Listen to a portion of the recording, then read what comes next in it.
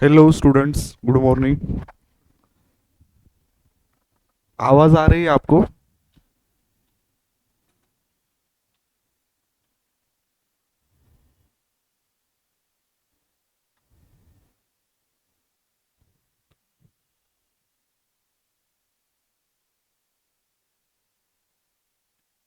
हाँ, okay.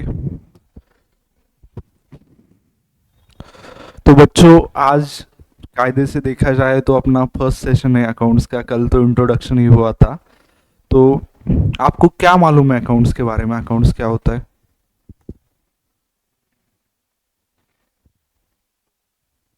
Anyone can try. काय असते अकाउंट्स? अरे बुक मध्ये नाही भेटणार, तेवढं जास्त हे करू नका, रिलॅक्स. काय असते अकाउंट्स माहिती आहे?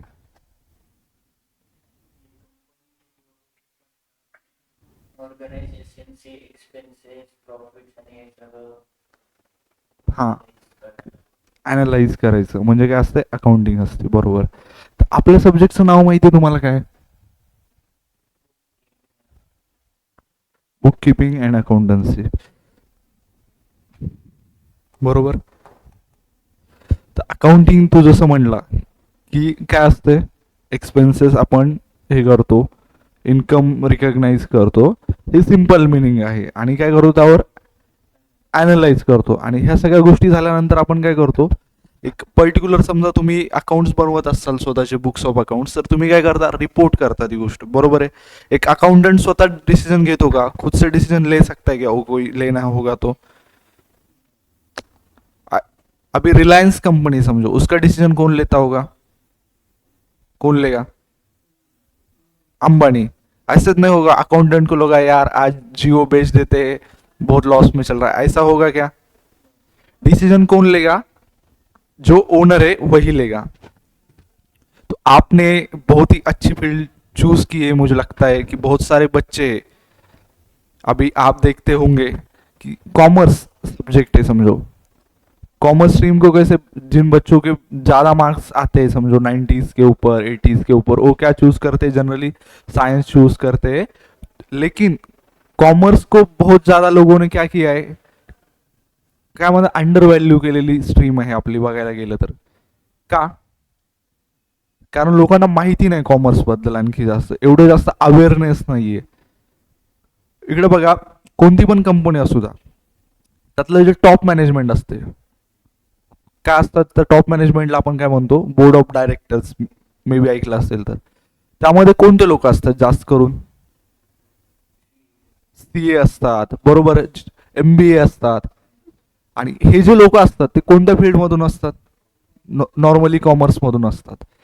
जनरली बघायला गेलं तर आपली जी सीएची पूर्ण सीएची म्हणा कॉमर्सची स्ट्रीम आहे, हे एक बिझनेस आपल्याला शिकवते.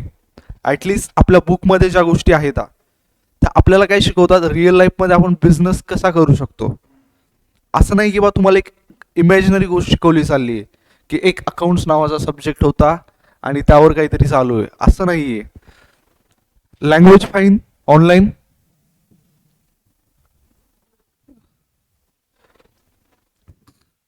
मराठी हिंदी कम्फर्टेबल तुम्हाला? Online students?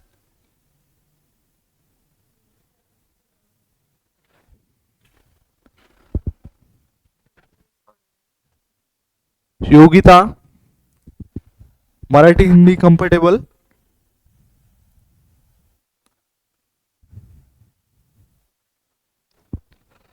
हा, तर मित्रांनो, आपली जी फील्ड आहे स्पेशली बघायला गेलं कॉमर्सची, ज्यामध्ये आपण काय करतो, कॉमर्सचा मिनिंग काय असतो तुम्हाला वाटतं? कॉमर्स म्हणजे काय? मराठीत वाणिज्य म्हणतात कॉमर्सला, एवढं तर माहिती आहे तुम्हाला. कॉमर्स म्हणजे काय असते? एक बिझनेस आहे ज्यामध्ये आपण काय करतो, गुड्स अँड सर्व्हिस प्रोव्हाइड करतो. कॉमर्स म्हणजे काय असतं? बिझनेस, ज्यामध्ये काय प्रोव्हाइड केलं जातंय? गुड्स अँड सर्व्हिस, बरोबर. आता ज्या गोष्टी मी तुम्हाला लिहून देईल त्या गोष्टी तुमच्या एक्झामसाठी महत्त्वाच्या आहेत, बट ज्या आपल्या क्लासमध्ये अशा डिस्कस केल्या जातील त्या तुमच्या नॉलेजसाठी महत्त्वाच्या आहेत. आता तुम्ही जस्ट एंटर करताय, जसं मी तुम्हाला काल डेमो लेक्चरमध्ये सांगितलं होतं की आपली जी ही आहे, तुमची जी सध्याची स्टेज आहे लाईफमधली, आता तुम्ही जेव्हा सेकंड स्टँडर्डमध्ये फर्स्ट स्टँडर्डमध्ये होता तेव्हा तुम्हाला काय शिकवलं गेलं? प्लस मायनस, बरोबर. असं तर नाही झालं की तुम्हाला जॉमेट्रीचे कन्सेप्ट शिकवले गेले, अल्जेब्रा शिकवलं गेला, कोणी फिजिक्स शिकवलं, नाहीच ना. एकदम बेसिक स्टेजपासून तुम्ही शिकल्या बघायला गेलं तर. तर ही जी गोष्ट होती, आता तुम्ही 11 कॉमर्समध्ये एंटर केलं, स्पेशली अकाउंट्समध्ये. जसं तुम्ही सायन्समध्ये गेला, सायन्समध्ये कोणते सब्जेक्ट असतात? फिजिक्स, केमिस्ट्री, बायोलॉजी, मॅथ्स, हे तुमचे इम्पॉर्टंट सब्जेक्ट आहेत. तसं कॉमर्समध्ये एक सब्जेक्ट तुमचा असा आहे जो तुम्ही आज लेक्चर अटेंड करताय, अकाउंटन्सी. हा सब्जेक्ट तुमच्यासोबत लाईफ टाईम राहील. आत्ता तर फक्त तुम्ही अकाउंटन्सी शिकताय 11-12ला, नंतर तुम्ही कॉस्टिंग शिकसाल, मॅनेजमेंट अकाउंटिंग शिकसाल. हे सगळे काय अकाउंटिंगचे पार्ट आहेत. आणि अकाउंटिंग म्हणजे तुम्हाला जसं माहिती आहे काय असतं, जसं तुम्ही सांगितलं अगोदर, काय होतं? एक्सपेन्स रेकॉर्ड करणं, इन्कम रेकॉर्ड करणं आणि त्या बेसिसवर प्रॉफिट काढणं. बट ही काय एक नॉर्मल लेमॅनची लँग्वेज आहे, बरोबर आहे. बट स्पेसिफिकली ही जी गोष्ट आहे ही तुमच्या कन्सेप्टसाठी महत्त्वाची आहे. बट जेव्हा तुम्ही आन्सर लिहिसाल त्यासाठी एक डेफिनेशन असते ते, बरोबर आहे. ती पण तुम्हाला पाठ होईल. म्हणजे ऑब्विसली आपण जसं करत जातो तशा तशा हळूहळू गोष्टी होत जातात. बट आत्ता तुम्हाला एक गोष्ट सांगतो, हा जो तुमचा 11चा सिलेबस आहे,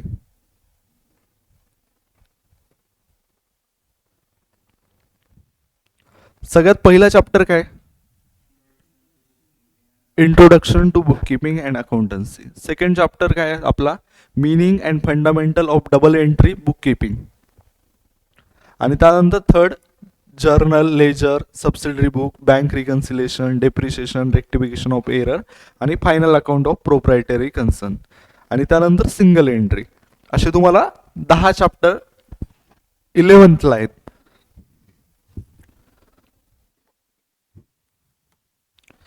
सो फ्रेंड्स, कसं आहे, जेव्हा तुम्ही या फील्डमध्ये एंटर करताय, जेव्हा तुम्ही स्पेशली अकाउंट शिकताय, म्हणजे त्यामध्ये सगळ्यात पहिली महत्त्वाची गोष्ट काय? जेव्हा तुम्ही शाळेत गेला तुम्हाला काय शिकवलं गेलं? Letter writing first स्टँडर्डमध्ये.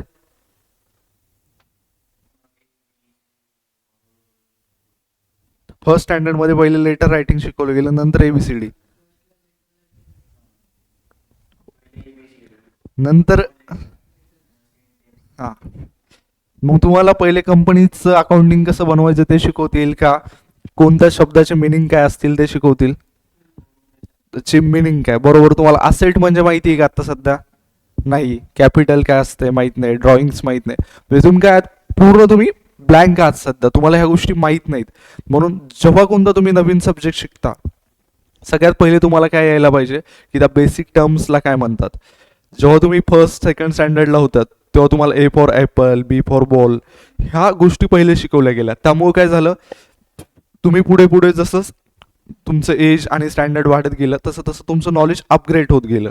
तर स्पेशली हे 11 जे आहे, खूप जास्त स्टुडंट काय करतात, इग्नोर करतात की यार 11वी आहे, आणि घरचे पण म्हणतात यार 10वीला खूप अभ्यास केला, हे वर्ष चिल करायचंय, बरोबर आहे की नाही? बट तसं असतं का रिअलमध्ये? बेस आहे, बरोबर. बऱ्यापैकी स्टुडंट असतात की काय करतात, 11ला चिल करतात, यार त्यातल्या त्यात आपण कॉमर्स घेतले, कशासाठी घेतले? चिल करण्यासाठी. बट तसं आहे का? नाहीये. तुम्हाला सांगतो, जेव्हा तुम्ही 11वीचं व्यवस्थित करसाल, 11वीचा जो सिलेबस आहे, सगळ्यात पहिला चॅप्टर आपला कोणता 11वीचा? बरोबर आहे. पहिला काय? इंट्रोडक्शन.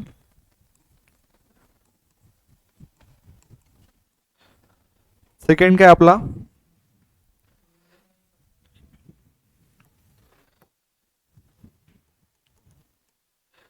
Meaning and fundamental.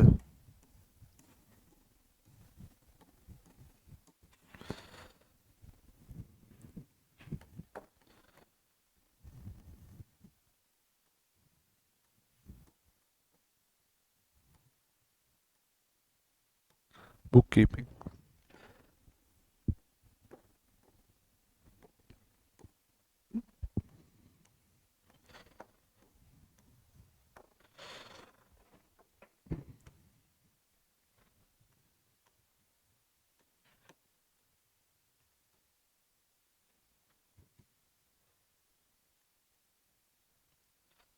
हे तुमचे 5 चॅप्टर आहेत फर्स्ट टर्मचे,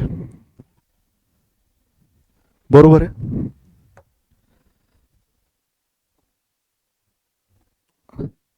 आपल्या टेक्स्टबुकचं नाव काय? बरोबर. हे जे 5 चॅप्टर आहेत ना, हे म्हणजे आहे बुक कीपिंग.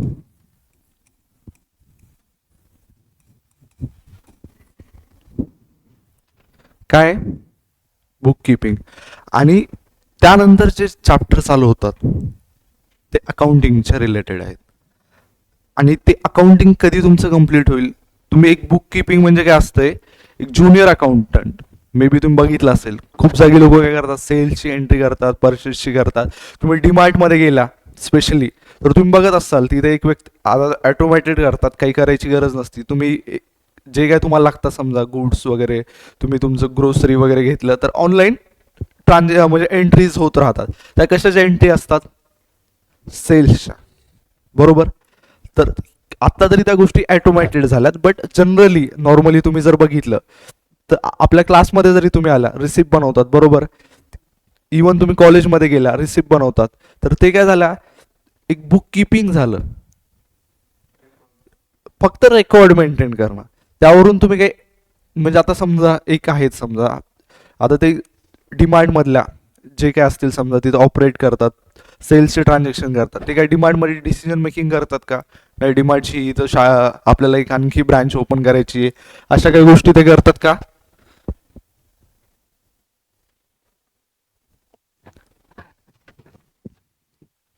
ऑनलाईन स्टुडंट्स ते काही डिसिजन मेकिंग करतात का? नाही करत. ते काय करू शकतात? त्यांचे राईट काय आहेत किंवा ऑब्लिगेशन काय आहेत? तुम्हाला काय वाटतं? अरे ते भिवू नका, नॉर्मली जस्ट विचार. हां, ट्रान्झॅक्शन रेकॉर्ड करणं, बरोबर. बाकी त्यांचं काय आहे का? त्यांचा रोल एवढाच आहे की जे काही दिलेलं आहे रेकॉर्ड करणं आणि त्याला क्लासिफाय करणं. क्लासिफाय म्हणजे की आता समजा वेगवेगळे तुम्ही ग्रोसरीज घेता, बरोबर, त्यातला कोणता स्टॉक नेमका सेल केलाय एवढं रेकॉर्ड केलं जातं. क्लासिफाय म्हणजे आता तुम्ही ॲडमिशन घ्यायला गेला तर तुम्हाला असं देतात का, आता समजा तुम्ही क्लासचं आपलं ॲडमिशन घेतलं, फीस किती आपली अकाउंटची माहिती आहे तुम्हाला, समजा 12,000. तुम्ही गेला असं तुम्हाला करतात का 12,000 एका कोऱ्या पेजवर लिहून देणार, पे केले असं करतील? काय देतील? रिसिप्ट कशी देतील तुमची? 11 कॉमर्स म्हणजे काय केलं त्यांनी? क्लासिफाय केलं. सगळ्यात पहिले काय केलं? सगळ्यात पहिले रेकॉर्ड केलं आणि त्यानंतर काय केलं?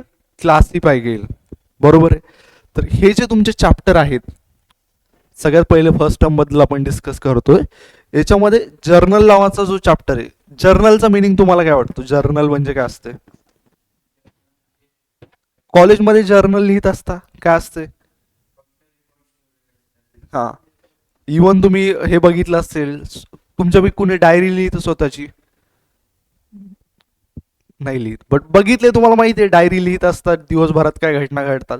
आता ठीक आहे, तुम्ही तेवढे हे नाही आहात, मी पण लिहित नाही, बट नॉर्मली लोक मेंटेन करत असतात की लाईफमध्ये त्यांच्या काय घटना होतात, बरोबर आहे. पण ही जी डायरी आहे ते काय? जर्नल म्हणजे रेकॉर्ड. आणि जर्नल म्हणजे काय होतं? डेली होते. डेली आपण काय करतो? रेकॉर्डिंग करतो, बरोबर. आणि त्यानंतर जो लेजर आहे, लेजर म्हणजे क्लासिफाय करणं. आता इकडे बघा, जर्नल आपण एंट्री रेकॉर्ड केली, एवढी गोष्ट आपल्यासाठी पुरेशी आहे का नाहीये? ऑब्विसली नाहीये, म्हणूनच आपला 4th चॅप्टर आहे लेजर. ही तर एक बेसिक गोष्ट आहे. जर तेच असलं असतं तर अकाउंटिंगचा एवढा सिलेबसच नसला असता ना. फर्स्ट पहिले मिनिंग, त्यानंतर double entry book keeping system. आता हे जे आहे तुम्हाला fundamental and meaning of double entry book keeping system, म्हणजे आता एक तर सगळ्यात पहिल्या चॅप्टरमध्ये तुम्ही शिकणार आहात की काय असते नेमकं, असेटचे मिनिंग आहे, आपली ABCD. त्यानंतर प्रत्येक गोष्टीला करायचे काही रूल्स असतात. फिजिक्स सारखे रूल नाही आहेत आपल्याकडे, जस्ट नॉर्मल रूल आहेत. ते रूल तुम्हाला लाईफ टाईम लक्षात ठेवायचे आहेत. आणि त्यानंतर तुम्हाला काय करता येणार? एंट्रीज बनवता येणार, जर्नल एंट्रीज. सो जर्नल ही गोष्ट पुरेशी नाहीये, जस्ट रेकॉर्ड मेंटेन करून आपण काही करू शकत नाही, बरोबर आहे. बिकॉज त्यामुळे आपल्याला काहाची गरज पडते? लेजरची गरज पडते. त्यामध्ये आपण काय करतो, क्लासिफाय करतो. आता इकडे बघा, जस्ट तुम्ही ॲझ्युम करा जर्नल एंट्रीज समजा आपल्या क्लासमध्ये केल्या असत्या, की सी ए फाउंडेशनचं ॲडमिशन झालं, फक्त स्टुडंटचं नाव लिहायचं आणि पेमेंट लिहायचं. नंतर आणखी कशाचं पण ॲडमिशन होता, नाव लिहायचं, पेमेंट लिहायचं, बाकी काही लिहायचंच नाही. आणि किंवा त्याला क्लासिफाय नाही करायचं, काहीच नाही करायचं, तर किती अवघड गेलं असतं. ठीक आहे, आपला क्लास आहे, आपण थोडं ते फाइंड आउट तरी करू शकतो. हेच जर रिलायन्समध्ये झालं असतं तर जिओचं सिम कार्ड विकले, तीच एंट्री, त्यानंतर ऑइल विकले, लगेच खाली एंट्री. आणि मग मुकेश अंबानी, आता विचार करा, बुक्स ऑफ अकाउंट जर रिलायन्सचे मेंटेन करायचे असतील तर आपल्यासारखे 4 इंदुलाल कॉम्प्लेक्स पण कमी पडतील. बरोबर आहे. एवढे सगळे बुक्स ऑफ अकाउंट्स मध्ये समजा त्यांना सेल्सचं ट्रान्झॅक्शन किती झालेत बघायचे, काय बघणार, एवढे बुक्स बघणार नाही. मग त्यासाठी ते काय मेंटेन करणार, सेल्स अकाउंट मेंटेन करणार. बरोबर. आता तुम्ही नॉर्मली बघितलं असेल, तुम्ही ग्रोसरी शॉपला जाता, तर तो काय करतो, आता समजा तुमचं आता अकाउंट म्हणतो आपण, खातं असते माहिती आहे, तुमचं आहे कुठं, म्हणजे तुमचं नसेल समजा घरच्यांचं, सारस्वत बँक आहे, किड्स अकाउंट. हो, अरे छान. हा, ग्रोसरीचं म्हण, शॉपमध्ये हे विचारतो मी, की आता ग्रोसरी शॉप, हा बँकेचा असू द्या, ग्रोसरी शॉपचा असू द्या, तर यांच्याकडे ट्रान्झॅक्शन खूप होत असतात, खूप जास्त होतात. बरोबर आहे. पण जेव्हा हे ट्रान्झॅक्शन होतात त्यांच्याकडं, ते काय करतात ग्रोसरी शॉपवाले, म्हणजे असंच करतात का, एक असं हे करणार, आता ग्रोसरी शॉप आहे समजा एक पकडा, ते काय करणार, आता नाव काय तुझं, वरद,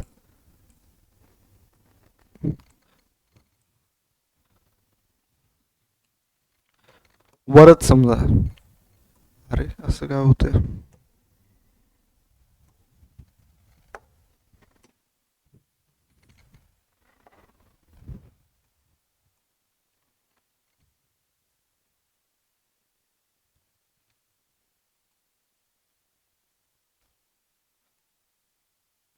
अरे ऑटोमॅटिक पळायला लागलेत हे तर अक्षर. तर इकडे बघा, आता वरद 300, तुझं नाव काय, सलील, हे तर नवीनच काहीतरी होतंय, असं 200 असं मेंटेन केले जातात का, दिसत नसेल तुम्हाला व्यवस्थित थोडस,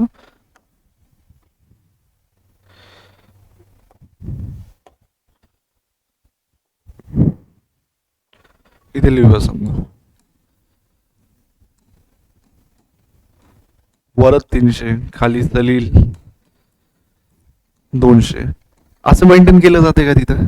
बँकेत तुम्ही गेला, लगेच 200 रुपये सलीलनं काढले, 300 वरदनं म्हणजे बँकेत डिपॉझिट केले. आणखी ऑनलाईन स्टुडंट्स, योगिता,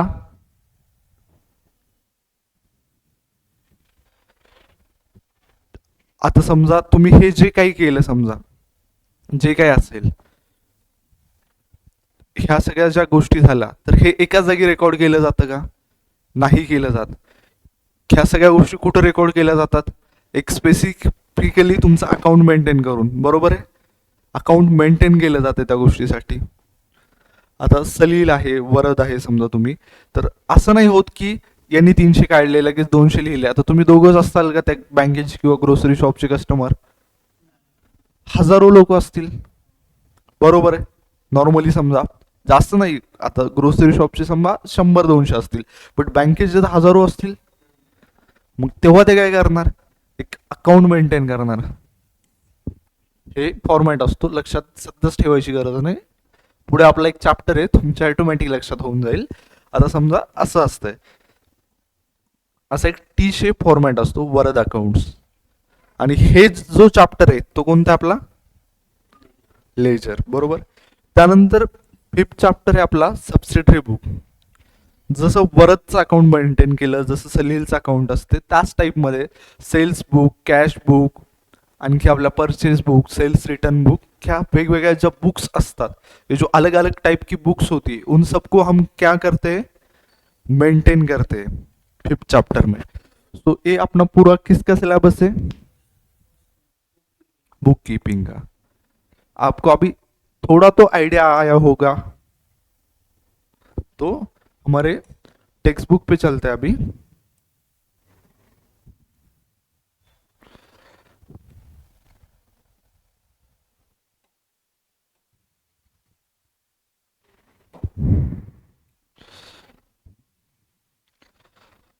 ये डेफिनेशन यहाँ पर दिया है बुक कीपिंग का।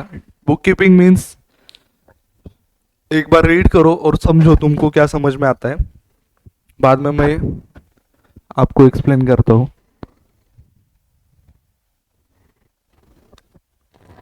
Hello online students.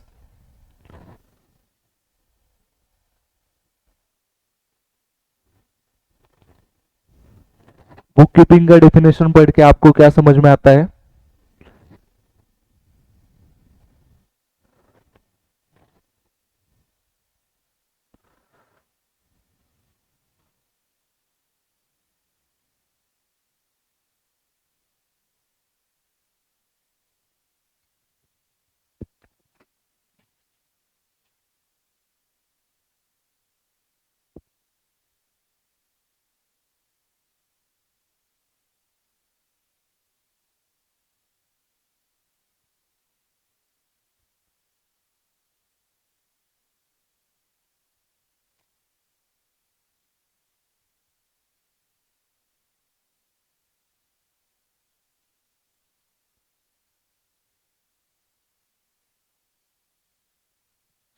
क्या समझ में आता है आपको? कुछ तो समझा होगा, इंग्लिश आती है तो थोड़ी। योगिता, क्या समझा बच्चा तुमको?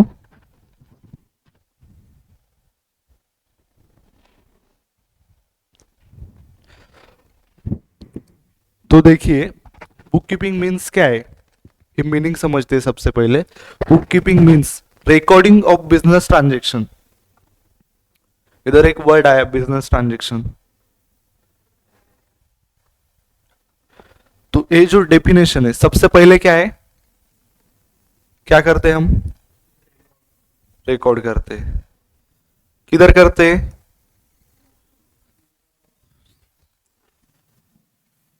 In a systematic way.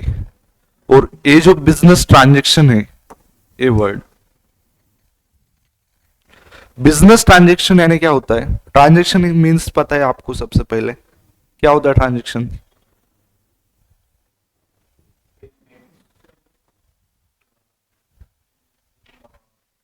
Income, outcome, payments.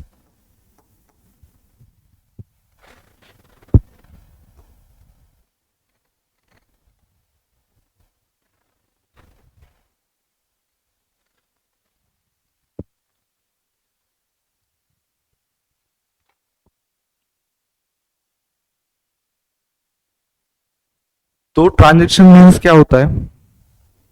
Exchange of money, exchange of goods and service for money और money's worth.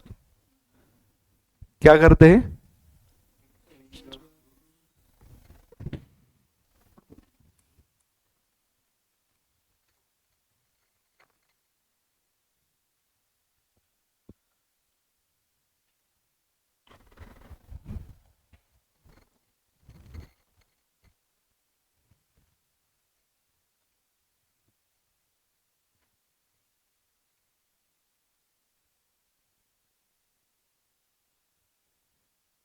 Transaction means exchange of money और money's worth between two parties, between for money और money's worth. अभी आपने barter ये सब सुना है क्या कभी? Barter means क्या होता है, पता है, मालूम है? एक कुछ तो खरीदने के लिए ट्रांजेक्शन मीन्स क्या, लिखिए आप मेरे साथ। Exchange of goods end services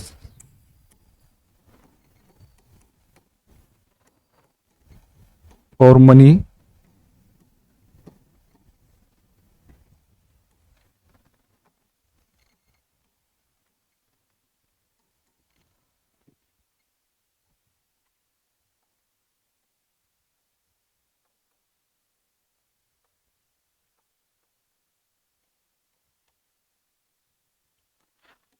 between two parties.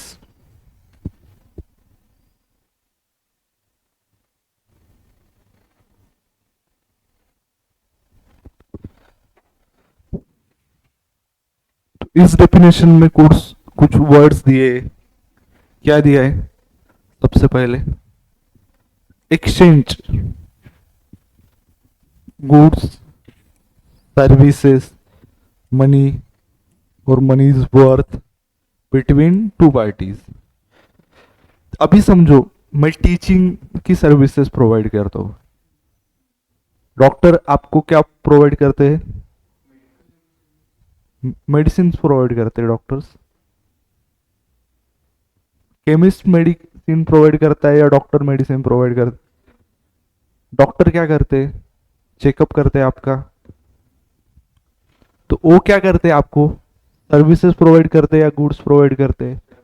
Services. Lawyer, services. Teacher, services. Goods कौन प्रोवाइड करता है फिर?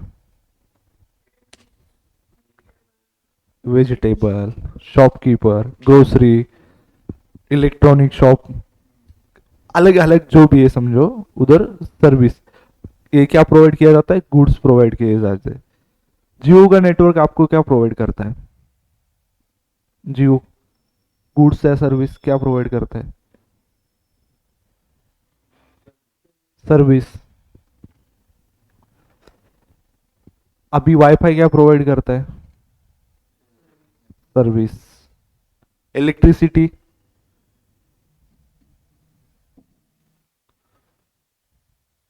सर्विस। वो गुड्स क्या होते हैं? अभी एक स्टेशनरी शॉप है समझो, उनके लिए गुड्स क्या होते होंगे? अभी किसी स्टेशनरी शॉप में गए आप, बोले मुझको कंप्यूटर चाहिए सर, आप जिससे जेरोक्स निकालते, देंगे क्या वो? क्यों? क्यों नहीं देंगे? देना चाहिए ना। देंगे क्या? आप हमारे पास आए सर, ये स्क्रीन दे दो, देंगे क्या? क्यों? ओस प्रोवाइड नहीं करता। लेकिन आप समझो, एक इलेक्ट्रॉनिक शॉप में गए जिधर स्क्रीन बेची जाती है, उधर वो क्या करेंगे? आपको सेल कर देंगे, राइट है। लेकिन क्लास में क्या प्रोवाइड किया जाता है आपको? टीचिंग की सर्विसेज। तो आपको एक बात तो समझ में आ गई, एक्सचेंज यानी क्या?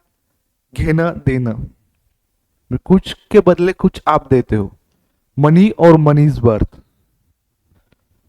अभी आपको 12th स्टैंडर्ड में बिल्स ऑफ एक्सचेंज, चेक, ऐसे कुछ मीनिंग आपको पता चलेंगे। बिल ऑफ एक्सचेंज बोल के एक चैप्टर है आपका। चेक पता होगा आपको, वो पैसे ही क्या? चेक यानी पैसा होता है। लेकिन लोग एक्सेप्ट करते हैं, आप क्लास में आ जाओ, हमको चेक दे दो, हम एक्सेप्ट कर लेंगे आपका। क्यों?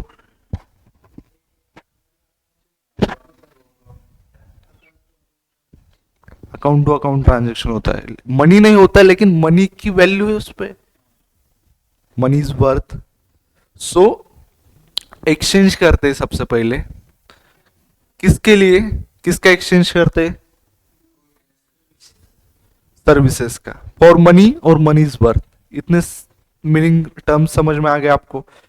अभी टीचिंग की सर्विसेज में खुद को दे सकता हूँ क्या? अभी आपका क्लास चल हो गया, मैं बोला ये 10,000 तुमको दिए, तुम मेरे को अकाउंट पढ़ाओ, मैं खुद को अकाउंट पढ़ाने लग गया, ये ट्रांजेक्शन हो सकता है क्या? क्यों? क्यों नहीं होगा? होना चाहिए ना।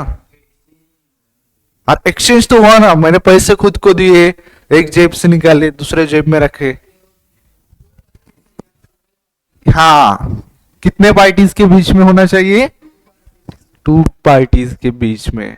अभी ऐसा तो होने लगा, समझो कोई शॉप है, वो क्या करेगा? खुद खुद को सामान बेच देगा रात को पूरा, सुबह फिर परचेस कर लेगा और दनादन अपना प्रॉफिट बढ़ाते जाएगा ना। वो ट्रांजेक्शन होता है क्या?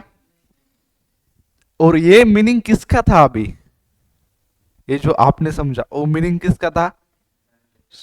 ट्रांजेक्शन का था। और ट्रांजेक्शन में फिर दो टाइप से, कौन से टाइप है? एक मॉनेटरी ट्रांजेक्शन होता है और दूसरा नॉन मॉनेटरी। अभी नाम से आपको पता चलेगा मॉनेटरी ट्रांजेक्शन यानी कौन सा ट्रांजेक्शन होता होगा, पैसों का।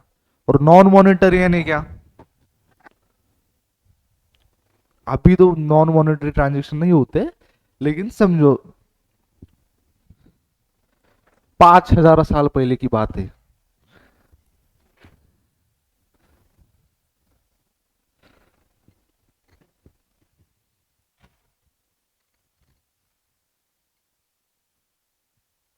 पांच हजार साल पहले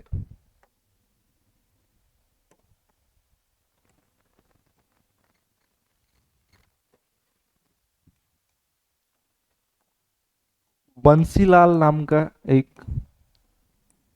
क्लॉथ सेंटर वाला था। तो 5,000 साल पहले क्लॉथ सेंटर ये वर्ड ही नहीं था। तो बंसीलाल का एक कपड़े का दुकान था।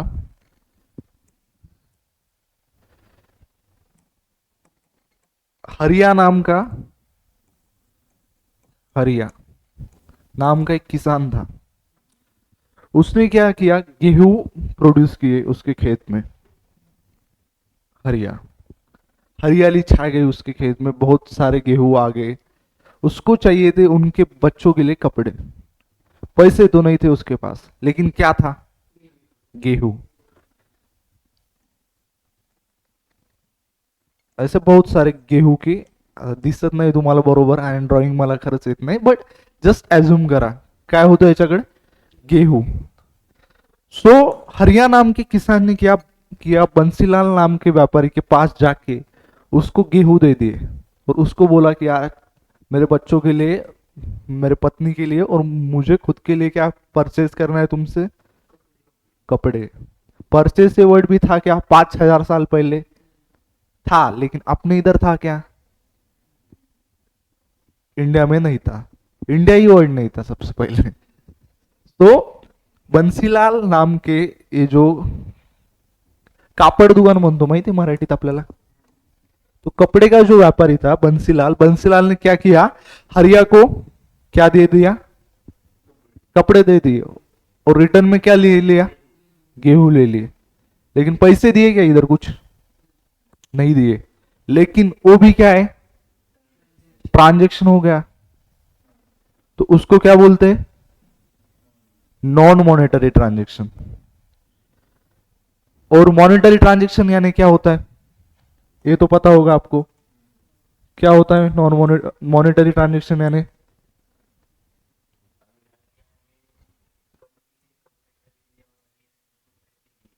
पैसे दे दिए, हरिया ने पैसे दे दिए। अभी आप ऊपर चले गए, आपको चाय पीनी है, आप क्या बोलते हो, क्या बोलते हो नॉर्मली,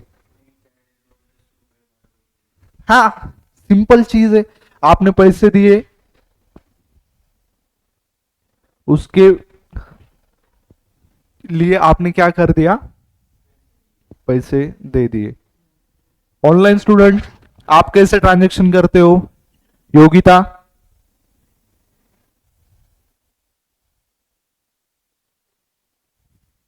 कैसे ट्रांजेक्शन करते हो आप, सिंपली क्या करते हो,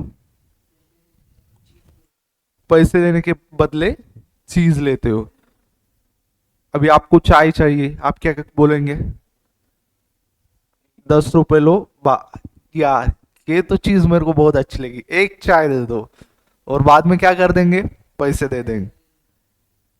अभी समझो मेरे पास पैसे नहीं, लेकिन मैं गूगल पे करता, चलेगा क्या, चलता है, पैसे तो नहीं दिए ना मैंने। ऑनलाइन ट्रांजेक्शन हो गया, मनी है, लेकिन वो क्या है, कौन से फॉर्म में, ऑनलाइन है। हाँ, सो हार्ड कैश ही होता है क्या मॉनेटरी ट्रांजेक्शन यानी, हार्ड कॅशच असते का फक्त, हा मग आणखी खूप खूप असतात पण, हा बरोबर। बट फक्त काय, हार्ड कॅश नसती, ऑनलाईन करू शकता, गुगल पे करू शकता, वेगवेगळ्या गोष्टी आहेत, बट त्यात काय पाहिजे, पैसे पाहिजे। आता मी क्रेडिट कार्डने पेमेंट केलं समजा, पैसे नाही दिले, तर ते कोणतं ट्रान्झॅक्शन असेल? नॉन मॉनिटरी का मॉनिटरी? का? पैसेच नाही दिलेत ना. देणार आहात, बरोबर आहे. आज नाही दिलेत, कधी ना कधी तर द्यावं लागतील, देना पडेगा. तो ओबी कौन से ट्रांजेक्शन होते? मॉनिटरी ट्रांजेक्शन होते. सो बच्चों, मॉनिटरी ट्रांजेक्शन के भी दो टाइप होते. कोणते दोन टाइप असतात? एक कॅश मध्ये ट्रान्झॅक्शन होतं आणि दुसरं कशामध्ये होतं? क्रेडिट मध्ये ट्रान्झॅक्शन होतं आपलं.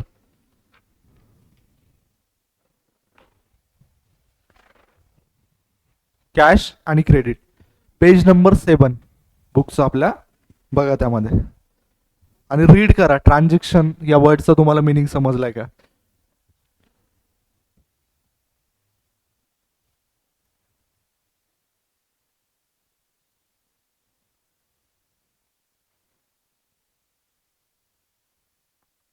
ऑनलाइन स्टूडेंट्स, पेज नंबर 7 पे ऊपर ट्रांजैक्शन का मीनिंग और बाकी सब चीजें आपको दी हुई है, तो आप ट्रांजैक्शन तक रीड कीजिए. कुछ समझ में नहीं आया तो डाउट होगा आपका कुछ तो पूछिए.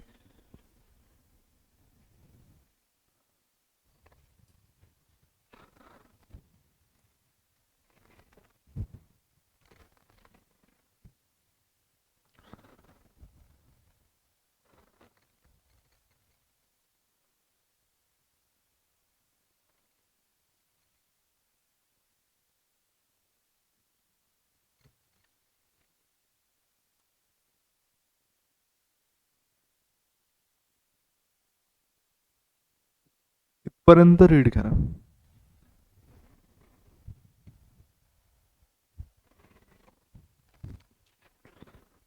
कुछ डाउट होगा तो पूछिए.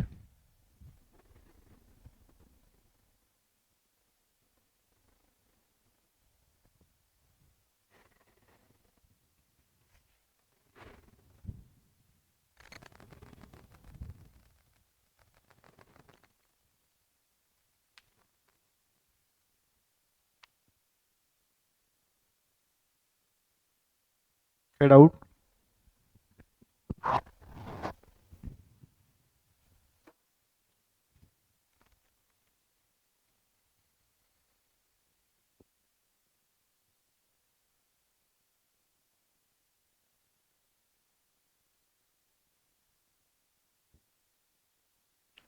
आहे काही? मी क्वेश्चन विचारू मग मग सांगता येतील तुम्हाला. रमेशनी काय केलं? सुरेश कडून गुड्स परचेस केले, बट गुड्स विकत घेतले, बट रमेशकडे पैसे नव्हते सुरेशला देण्यासाठी. सुरेशच्या इथे रमेशनी काय केलं? एक्सचेंज मध्ये काही दिवस काम केलं. तर ते कोणतं ट्रान्झॅक्शन आहे? Non monetary. सपोज पकडा सुरेशकडे पैसे नव्हते. सुरेशनी काय केलं? एक बिल्स ऑफ एक्सचेंज रमेशला दिलं. रमेशनी समजा सुरेशला काय केलं? एक बिल्स ऑफ एक्सचेंज दिलं. तर ते कोणतं ट्रान्झॅक्शन आहे? बिल्स ऑफ एक्सचेंज माहिती आहे तुम्हाला काय असते? ठीक आहे, जाऊ द्या. आता तुम्ही 11th ला आलात, पुढे 12th मध्ये तुम्ही शिकाल. एक बिल्स ऑफ एक्सचेंज नावाचा चॅप्टर असतो तुम्हाला.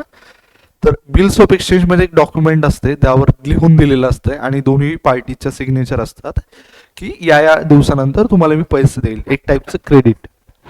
काय असते? हा, तर ते कोणतं ट्रान्झॅक्शन असणार? मॉनिटरी मध्ये कोणतं? कॅश का क्रेडिट? क्रेडिट. सो तुम्हाला ही गोष्ट समजली. तर आपण एकदा क्लासमध्ये परत रीड करूया. Exchange of goods and services काय असतं? ट्रान्झॅक्शन मीन्स फॉर नाही, हा, बिटवीन पार्टीज. पर्सन्स म्हणजे कोण असतात? हा, पार्टीज म्हणजे कोण असू शकतात? कंपनीज, आपला सायली सक्सेस, मंत्रा क्लासेस, हे काय एंटिटीज आहेत समजा. एंटिटीज त्या पार्टीज समजा. फॉर मनी और मनीज पैसे किंवा पैशाच्या स्वरूपात ॲज अ ट्रान्झॅक्शन. ठीक आहे, ट्रान्झॅक्शनची डेफिनेशन आहे.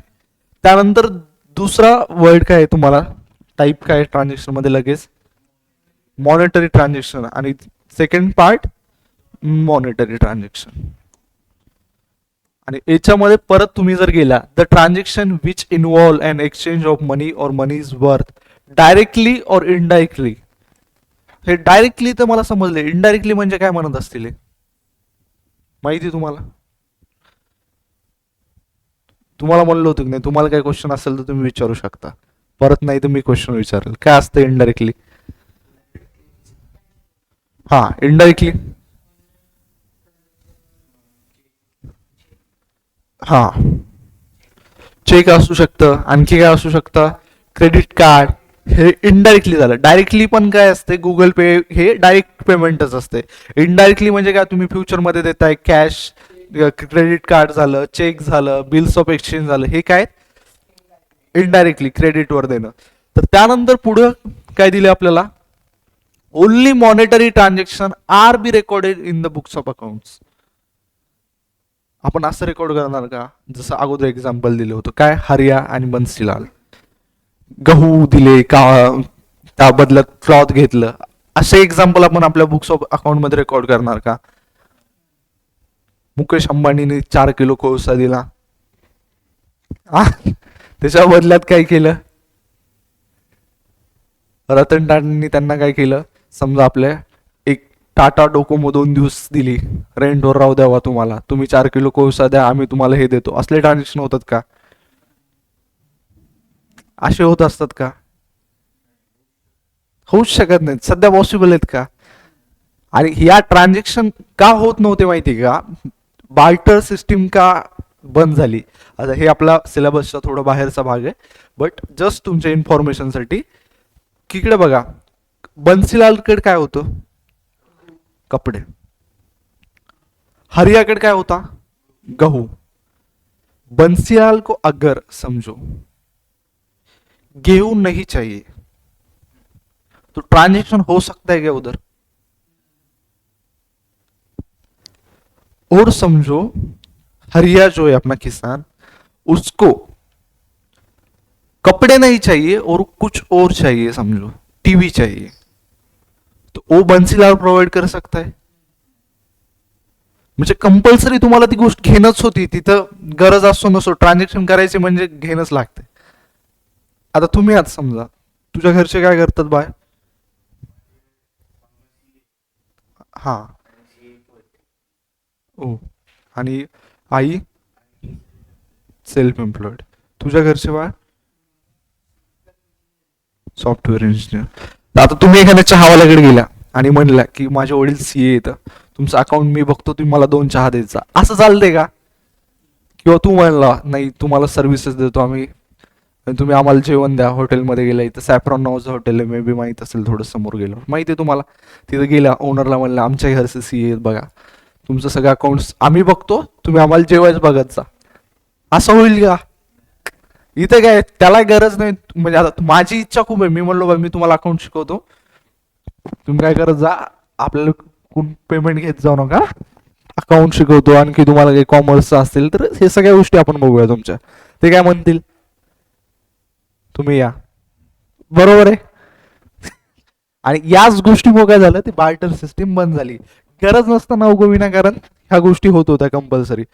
आता समजा तुम्ही क्लासमध्ये ऍडमिशन घ्याल, तुम्ही असं म्हणता काय क्लासला की आम्ही तुम्हाला काही सर्व्हिसेस प्रोव्हाइड करतो, तुम्ही आम्हाला सर्व्हिस प्रोव्हाइड करता, असे एक्सचेंज होतात की आजकाल नाही होत. त्याच्यामुळे काय झालं, बार्टर सिस्टीम बंद झाली. आणि आता कोणते ट्रान्झॅक्शन होतात, मॉनिटरी ट्रान्झॅक्शन होतात. बार्टर सिस्टीम बंद झाली म्हणजे दिसतच नाही तुम्हाला, कुठंच दिसत नाहीये, संपलीच जवळपास. तर याच्यामध्ये एक सिस्टीम जास्त वर चालली, कोणती सिस्टीम जात असेल, कॅश का क्रेडिट तुम्हाला वाटते? सध्या कोणती बूम मध्ये? क्रेडिट. का? की लोकांना काय झालंय, क्रेडिटवर गुड्स घ्यायला खूप चांगलं वाटतंय, किंवा कोणती गोष्ट सर्व्हिस पण घ्यायला खूप भारी वाटते. का का वाटत असेल? लगेच नाही द्यायचे, ही गोष्ट आहे. जे मुलगा स्वतःच्या खिशात 10,000 आहे तो पण आयफोन परचेस करतो, कशामुळं? क्रेडिट ट्रान्झॅक्शन आहे, कधीतरी देता येतील, बरोबर आहे.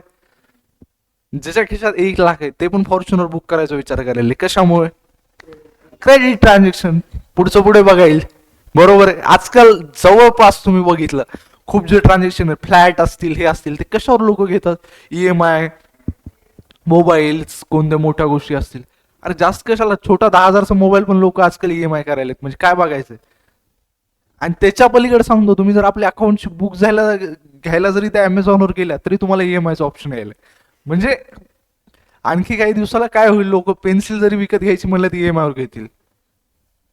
असं नाही होणार, जस्ट सांगतोय मी तुम्हाला, किंवा एवढं जास्त काय होतंय, क्रेडिट ट्रान्झॅक्शन वाढत आहेत. आता आपल्याला मिनिंग काय दिलाय credit transaction? A credit transaction is one in which cash is not paid. याच्यात कॅश नाही देत असं लिहिले, बट समोर काय दिले? Or received immediately at the time of transaction but it's paid or received later date. म्हणजे काय असतं, इमिडिएटली लगेच देतात का? नाही देत. आता लगेच आपल्याला काय केलं, तुम्ही समजा क्लासमध्ये ऍडमिशन घेतलं आणि क्रेडिट कार्डने पेमेंट केलं, म्हणजे याचा अर्थ तुम्ही लगेच, आता क्रेडिट कार्डवाली कंपनी आम्हाला पेमेंट देईल, पण तुम्ही क्रेडिट कार्डला लगेच पेमेंट देताय का? इमिडिएटली लगेच देताय का? नाही देत. At the time of transaction. Admission घेणं म्हणजे काय? ऍट द टाइम, ते एक ट्रान्झॅक्शन आहे, त्या टाइमला तुम्ही करताय का? नाही. But it is paid or received at later date. म्हणजे ते तुम्हाला काय करावं लागेल, इन फ्युचर मध्ये तुम्हाला काय करावं लागेल, ते ट्रान्झॅक्शन तुम्हाला द्यावंच लागतील त्याचे पैसे. त्याला काही ऑप्शन आहे का? नाहीये, बरोबर.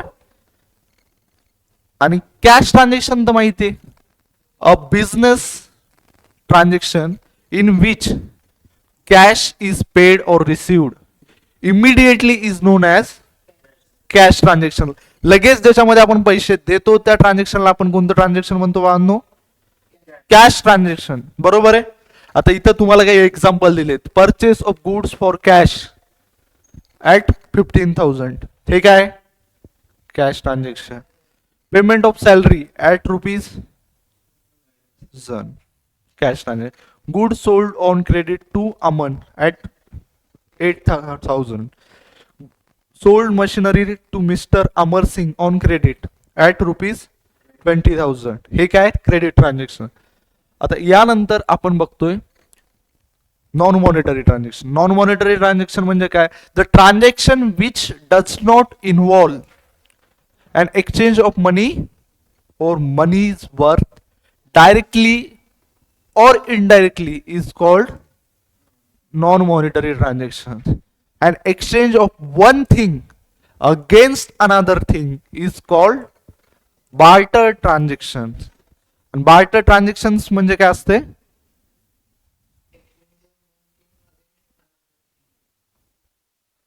Exchange of one thing against another thing. बरोबर आहे. हे काय असतं? बार्टर ट्रान्झॅक्शन असतं. तर मित्रांनो, तुम्हाला एक गोष्ट क्लिअर झाली असेल की आपण काय शिकलो सगळं? ट्रान्झॅक्शन. आणि हे काय होतं? Monetary transaction. आता तिथं जे वर्ड दिला होता आपल्याला, कोणता? इथे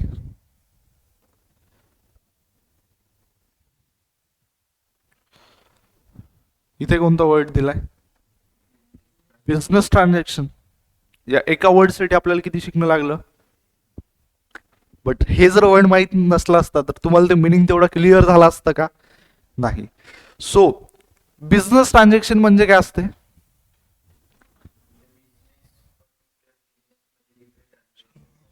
बरोबर, ते काय असतात? Business transaction. आता सपोज पकडा, एक तुम्हाला जवळपास एखादा बिझनेस माहित असलेला जवळपास सांगा बरं, कोणता बिझनेस आहे?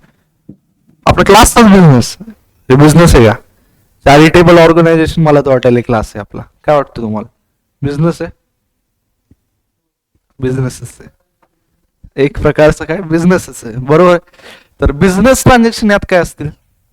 मी बाहेर जाऊन नाश्ता केला, जेवण केलं आणि त्याचं पेमेंट दिलं.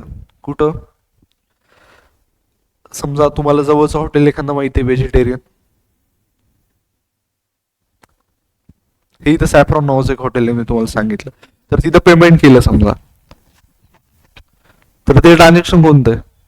माझं पर्सनल आहे का बिझनेस आहे? पर्सनल ट्रान्झॅक्शन आहे. बट हे क्लासमध्ये बोर्ड परचेस केला, कोणतं ट्रान्झॅक्शन आहे? बिझनेस ट्रान्झॅक्शन आहे.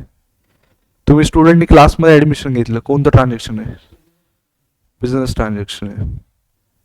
घरी तुम्ही ॲटोने गेला, त्याचे पैसे दिले, कोणतं ट्रान्झॅक्शन? पर्सनल ट्रान्झॅक्शन आहे. बरोबर. आपण कोणतं ट्रान्झॅक्शन रेकॉर्ड करतो बुक किपिंग मध्ये? Business transaction in the books of account in a systematic way. काही पण रेकॉर्ड करता येते.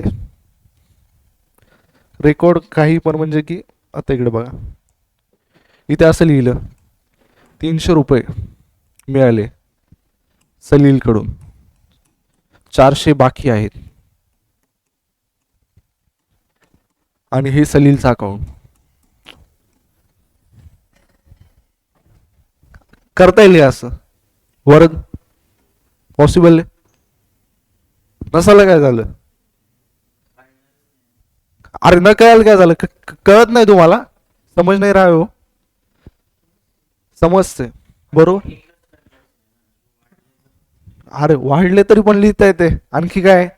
300 रुपये समजा वरद आहे, 500 काय बाकी आहेत समजा, त्याला आपण काय म्हणतो इंग्लिश मध्ये? बॅलन्स. बाकी. अरे अशा लोकांची गरज आहे आपल्याला अकाउंट्स मध्ये. तर हे काय असते? असं लिहिता येते का? काही पण मनात आलं काही पण नाही लिहिता येत. त्यासाठी एक सिस्टीम असते. सिस्टीम म्हणजे काय असते माहिती तुम्हाला? मेथड. मेथड काय असते? सिस्टीम म्हणजे एक मेथड आहे. सो आपल्याला जे ट्रान्झॅक्शन रेकॉर्ड करायचे ते कशामध्ये करायचे? इन अ सिस्टमॅटिक वे. एक व्यवस्थित ट्रान्झॅक्शन रेकॉर्ड करायचे. आपण ट्रान्झॅक्शन रेकॉर्ड करतोय आणि बाजूचा चहावाला करतोय, दोन्हीमध्ये काही फरकच नसेल. ते म्हणतोय 300 बॅलन्स, आपण हे म्हणतोय 200 बॅलन्स. कशाला शिकायचं अकाउंट्स? बरोबर आहे ना?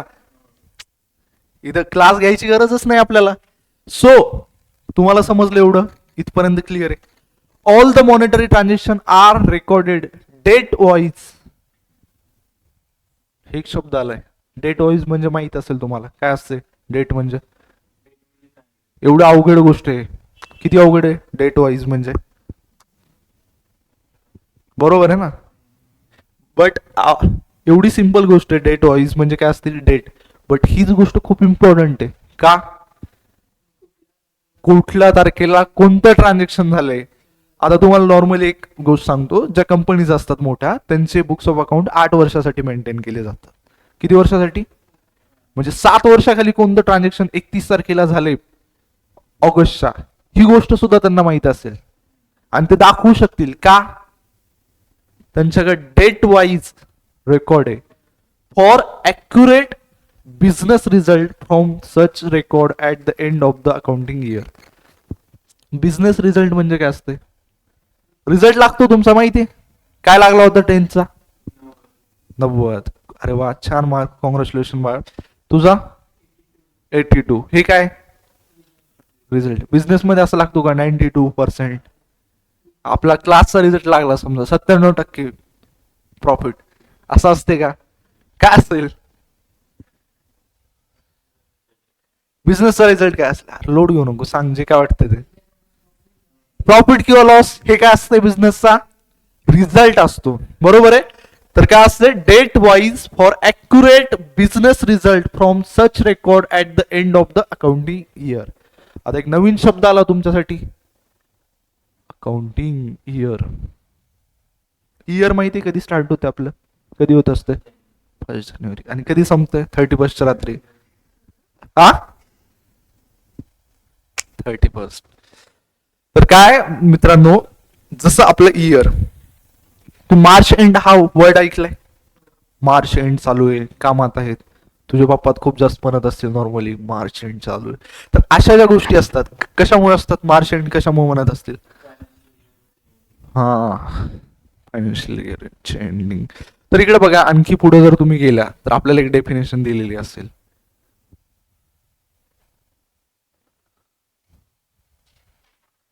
अकाउंटिंग इयर ची डेफिनेशन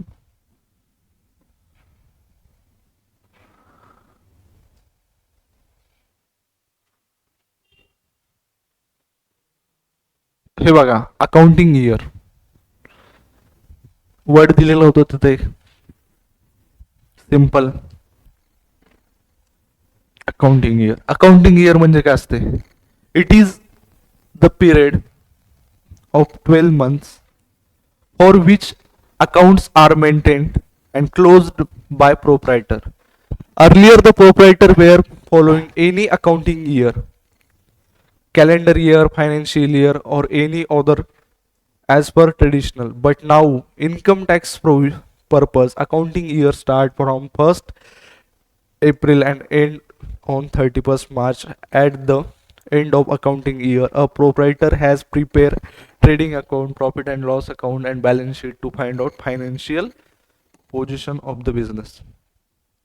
तर मित्रांनो, अकाउंटिंग इयरचं एक साधी सोपी गोष्ट तुम्हाला समजली असेल. काय दिले त्यात?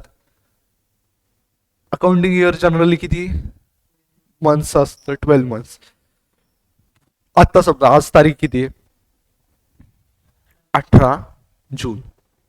18 जून पासून मी काय केलं? अकाउंटिंग इयर स्टार्ट केलं. चालते? न झालं काय झालं? चालते. बट हे इन्कम टॅक्स वाल्याला चालतंय का? मी पर्सनली मी काही चालवल, मी ए ला बी म्हणाल, बरोबर आहे ना? माझी इच्छा. बट माझी इच्छा त्यांच्या इच्छेपेक्षा मोठी आहे का? नाहीये. देशात आपले कायदे असतात, रूल्स असतात, रेग्युलेशन असतात. इन्कम टॅक्स नव्हतं ऐकलं असेल.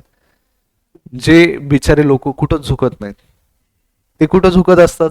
ईडी, सीबीआय, त्या टाईप मध्ये आपल्याला जायचं नाहीये. इन्कम टॅक्स पाशी पण खूप लोक हात जोडून उभे असतात. सो ते जर म्हणले वा कधीपासून 1st एप्रिल पासून स्टार्ट करायचं आणि कधी एंड करायचं? मार्च. तर इयर काय असणार?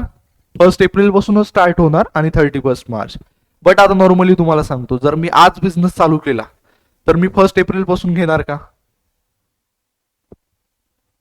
1st एप्रिल पासून घेईल का? माझं अकाउंट नाहीतच माझे 1st एप्रिलला. समजा क्लासच आज आपला स्टार्ट झालाय, आजच मी बिझनेस ओपन केलाय, तर मग काय होईल? कधीपासून मी अकाउंटिंग इयर कन्सिडर करणार? आजच्या डेट पासून 31st मार्च पर्यंत. ही तुम्हाला एक जनरल इन्फॉर्मेशन दिली. असं काही एक्झाम मध्ये क्वेश्चन मध्ये तुम्हाला 11वीच्या लेवलला तर ही गोष्ट नाही येणार. हे कंपनीज ऍक्ट मध्ये परत दिलेलं आहे आणि हे खूप पुढचा सिलेबस आहे. जस्ट तुमच्या इन्फॉर्मेशन साठी सांगतो. तर एक गोष्ट तुम्हाला इथं कळाली काय असते अकाउंटिंग इयर काय असते. पहिले लोक काय करायचे बघा, कोणतं पण इयर फॉलो करायचे, मनात आलं ते इयर. मी तुम्हाला सांगितलं जसं 18 जून पासून पुढच्या 17 जून पर्यंत. कुणाला वाटलं, ज्याला वाटलं ते इयर, फक्त 12 मंथचा पिरियड बघायचा आणि इयर चालू करायचं. काही लोक कॅलेंडर इयर, काही लोक फायनान्शियल इयर, आणि ऍज पर ट्रेडिशन कुणी गुढी पाडव्याला चालू करायचं, कुणी म्हणायचं मी मकर संक्रांतीला चालू करतो, कुणी मध्येच म्हणायचं नाही ईद पासून चालू करतो, कुणी म्हणायचं नाही आम्ही वेगवेगळ्या याच्यापासून चालू करतो, ज्याची त्याची वैयक्तिक इच्छा. पण असं सरकारला चालतंय का? आता कुणी म्हणलं मी 12वीचा सिलेबस पहिलीला शिकवतो आणि नंतर दुसरीला मी 7वीचा सिलेबस शिकवतो, नंतर 30ला गेले की 8वीचा शिकवता येते आणि 12वीला गेल्यानंतर परत दुसरी तिसरीचा चालू करूया, असं चालत असते का? सो एक काय सिस्टीम आहे, मेथड आहे. मग याला रेकॉर्ड करण्यासाठी पण एक इयर व्यवस्थित पाहिजे. त्यासाठी काय आहे, फायनान्शियल इयर नुसार करतो. फायनान्शियल इयर कधी स्टार्ट होतं? 1st एप्रिल आणि एंड कधी होतं? एक्झाम मध्ये याच्यावर MCQ येऊ शकतो. सो ही गोष्ट तुमच्या नेहमी लक्षात राहायला पाहिजे लाईफ टाईम. कधी स्टार्ट होतं? एप्रिल आणि एंड कधी होतं? 31st मार्च. सो त्यानंतर पुढचं आहे बघा,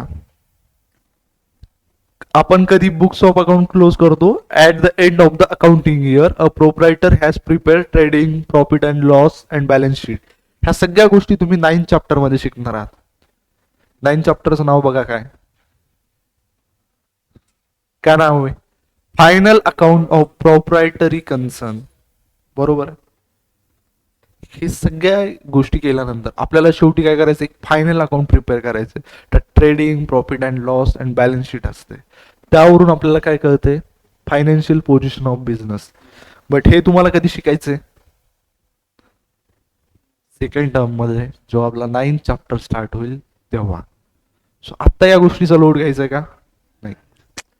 खूप आपण व्यवस्थित आरामात पूर्ण सिलेबस कव्हर करूया आपला.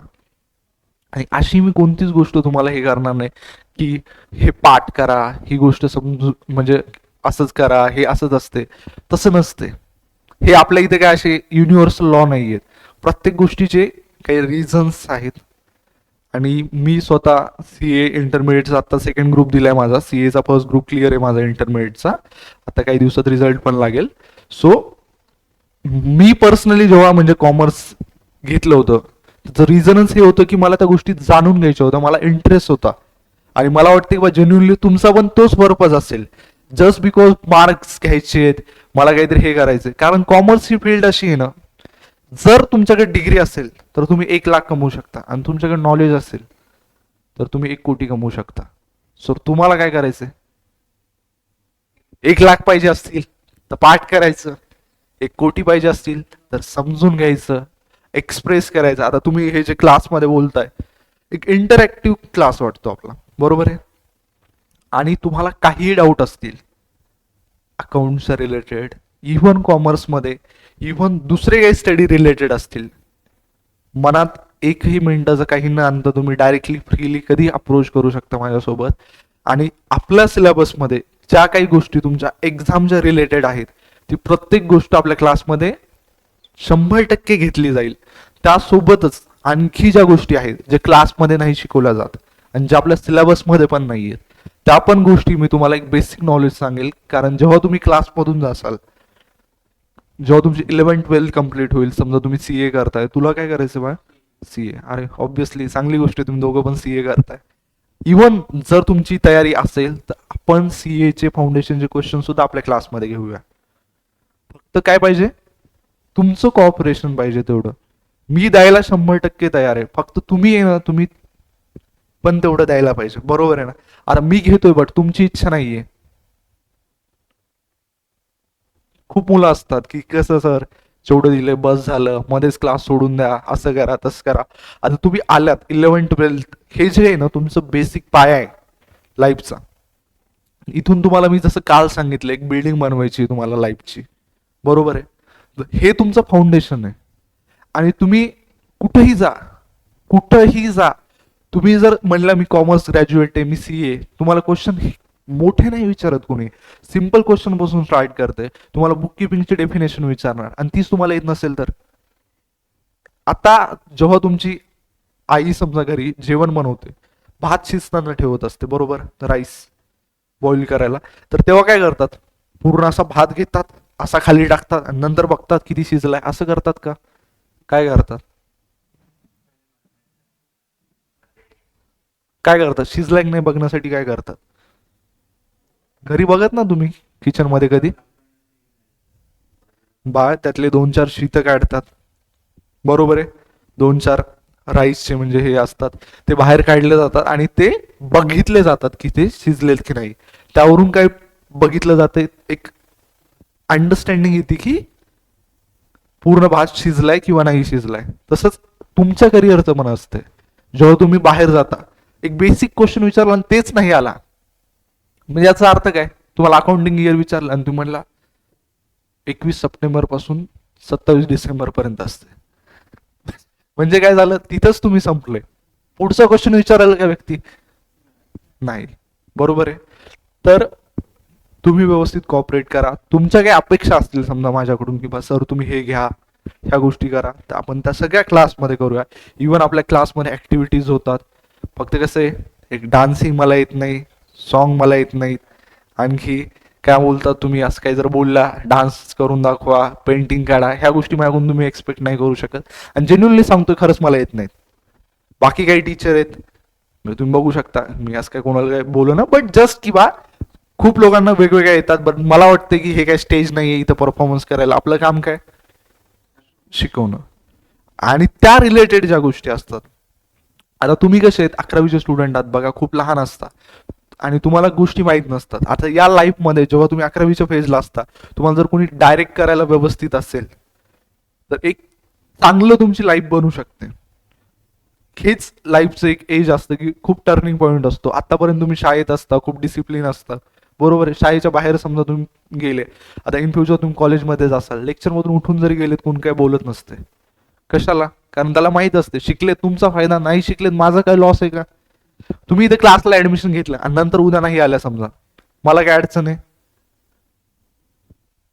नाहीये. पण नुकसान कोणाचं होईल. आणि मी तुम्हाला सांगितले जसं की आता तू तर काल बघितलं होतं समजा, इन केस ट्राय करा की याच्या पुढचं एकही लेक्चर आपण काय करायचं नाही, मिस नाही करायचं. म्हणजे तुम्ही जर ते लेक्चर मिस केलं तर काय होईल, लॉस होईल. आणि इकडे बघा, तुम्हाला सांगतोय कसं राहते माहिती का, एक एक्सपिरियन्स नावाची गोष्ट असते आणि त्याची एक वर्थ असते. काही सीए आहेत बघा जे हजारोमध्ये कमवत आहे आणि काही सीए जे करोडोमध्ये कमवत आहे. रिझन काय असेल, काहीतरी गोष्टी त्यांच्याकडे एक्स्ट्रा आहेत आणि काहीतरी गोष्टी म्हणजे खूपच काही गोष्टी एक्स्ट्रा नाही आहेत, थोड्याच गोष्टी असतात पण त्या गोष्टी महत्वाच्या असतात. म्हणजे रेग्युलर येणं एक खूप छोटी गोष्ट आहे, पण तीच कन्सिस्टन्सीनं डेली येणं, डेली होमवर्क करणं, ही गोष्ट खूप छोटी आहे. बट जेव्हा तुम्ही पूर्ण वर्षभर ती गोष्ट करता, एक कंपाऊंडिंग इफेक्ट येत असतो. मे बी तुम्ही एक कंपाऊंडिंग नावाची टर्म ऐकली काय कधी, ऐकली तू? कंपाऊंडिंग म्हणजे कसं असते की एक पकडा, एक खूप मोठा दगड आहे किंवा एक पहाड आहे, पहाडाच्या वर दररोज एक पाण्याचा थेंब पडतोय.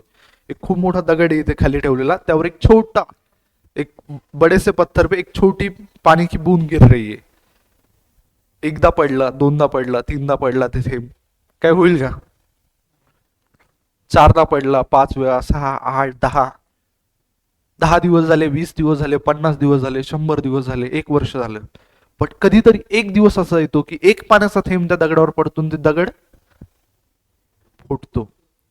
मग त्या एका थेंबामुळे फुटलाय का तो, तो ज्या दिवशी पडला, का फुटला असेल, सारखा पडला. एक छोटा थेंब पाण्याचा एवढ्या मोठ्या दगडाला काय करतोय, तोडतोय. एक थेंब खूप लहान आहे, म्हणजे एक खूप जास्त लहान आहे, पण ते काय करतोय, खूप मोठ्या दगडाला ब्रेक करतोय. कशाच्या बळावर, कन्सिस्टन्सी, बरोबर आहे. आणि तीच जर तुमच्यात असेल, आजच म्हणत नाही तुम्ही 11वीच्या सिलेबसला, मे बी तुम्हाला जे काही करायचं लाईफमध्ये त्यासाठी तुमच्यासाठी काय असतात, कन्सिस्टन्सी लाईफमध्ये सगळ्यात महत्वाची गोष्ट आहे. आणि डिसिप्लिन, ज्याला आपण मराठीत शिस्त म्हणतो. आता कसं काही लोकांना वाटत असेल की यार कशाला ठेवायचं, कशाला करायचं, 11वीचं वर्ष मस्त फील करूया.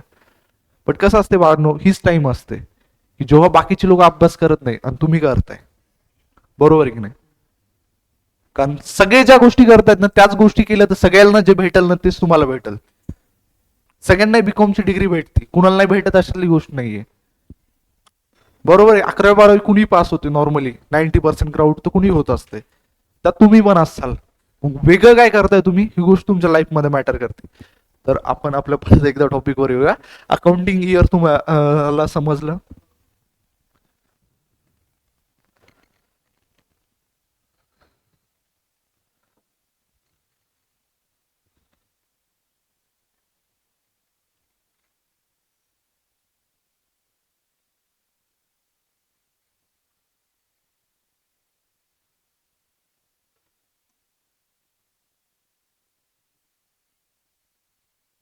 तर ही गोष्ट तुम्हाला समजली, आपली डेफिनेशन काय, recording of business transaction in the books of accounts in a systematic वे.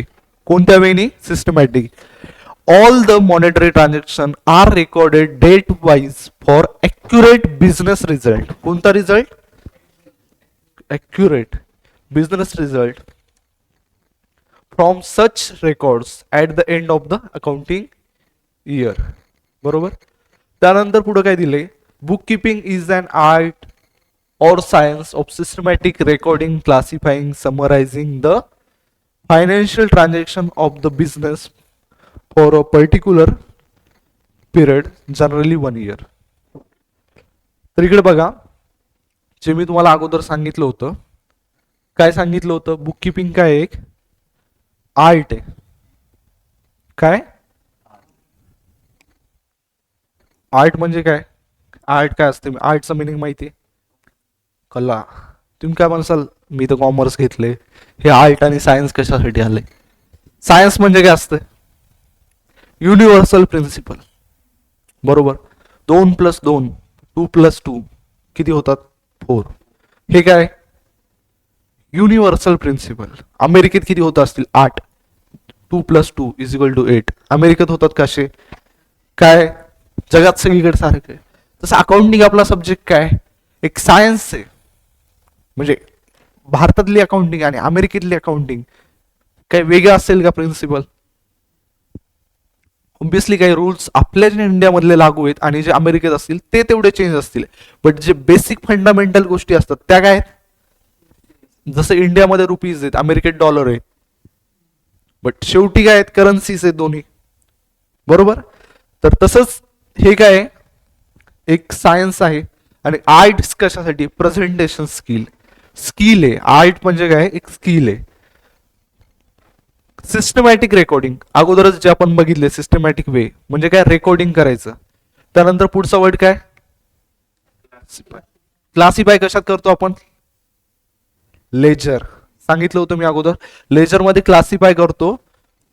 आणि समरायझिंग म्हणजे त्याची काय करतो, शेवटी अकाउंटचा बॅलन्स काढतो, म्हणजे काय झाली, समरायझिंग. समरी माहिती आहे तुम्हाला, त्याच टाईपचं असतं. The financial transaction of the business for a particular period generally 1 year. Particular पिरियडसाठी असतं, जनरली 1 year साठी आपण ही गोष्ट करतो. सो तुम्हाला आय थिंक बुक किपिंगची डेफिनेशन आणि मिनिंग क्लिअर झाला असेल. काही डाऊट्स याच्या रिलेटेड.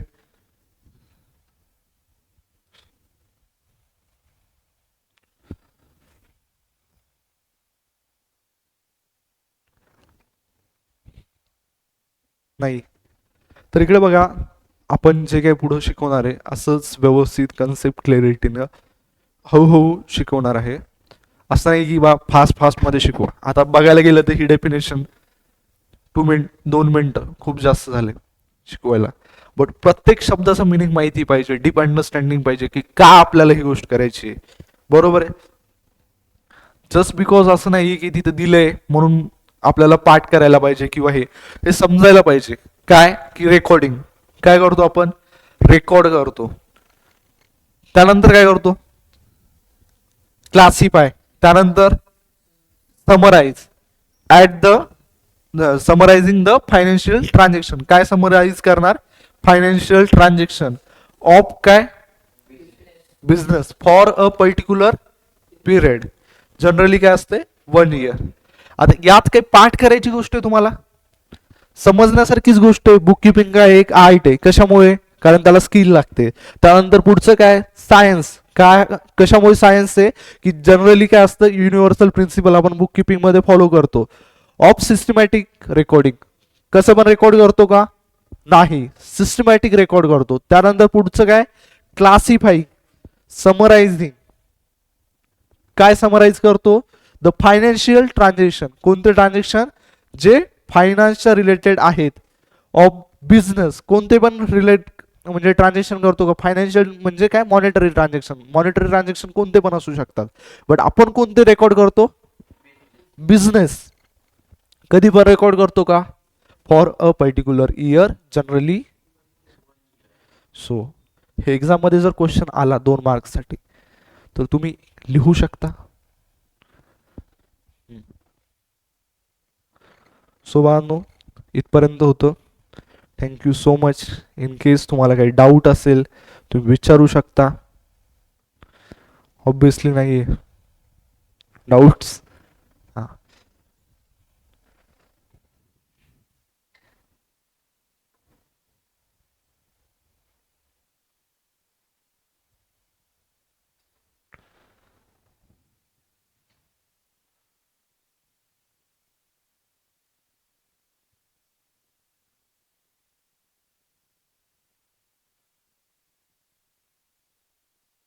हेलो